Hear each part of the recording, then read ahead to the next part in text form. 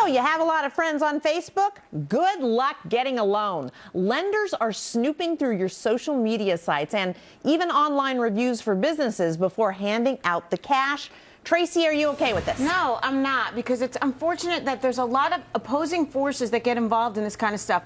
People go on Yelp and post nasty reviews about restaurants, and you're saying my loan is going to be based on that when you got some disgruntled guy who just didn't get his water glass filled? That's unfair. I go on Facebook, you post pictures of your family vacation, and it looks like maybe we're doing things I'm not supposed to do. It's unfair to judge me that way unless there are rules and regulations or some sort of guideline out there. Otherwise, no, that stuff should be left for me, my family, my friends, and be done with it. But John, you might be able to find out if in fact this person had the job that he's talking about on his resume. Look, my father was a community banker. He ran a couple different community banks. He had a very low loan to default ratio because he knew his customer. And if he didn't know his customer, he would call somebody that did. You can do that in a small community. The problem that we have now is people don't know their customers, and this is a way of doing due diligence. This will lower loan costs for everybody. It will also lower default risk. To me, this is simply a matter of doing the things that a person who loans money should be doing. Okay, Gary B., is this snooping or is it smart business?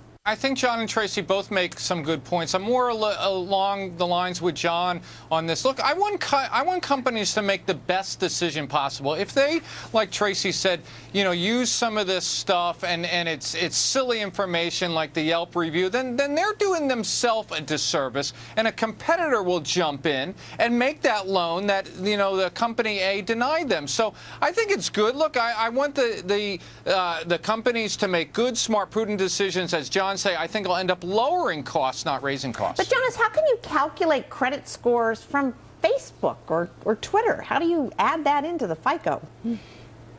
You would look, if I hang out with a bunch of losers who defaulted to the same card company, then all of a sudden they're not going to make me a loan because I'm in a circle of losers. That's one way they would do it. Look, there's no question in my mind that this will lower loan costs, as the other guests have said, because they will lower their default rates by being more choosy by looking at our. But at what cost? Look, if the people that did the FICO score could tap our phones, I'm sure they could really figure out your credit rating better than just looking at if you paid a late phone bill.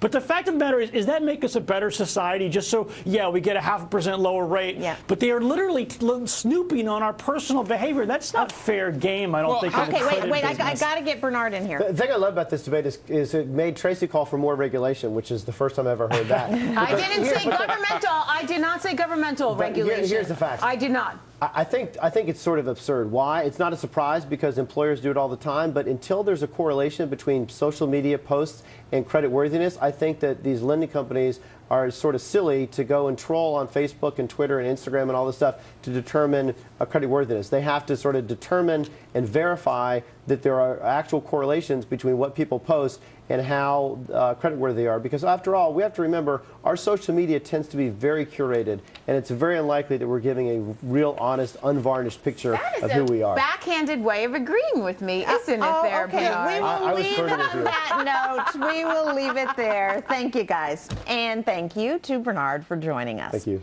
So lots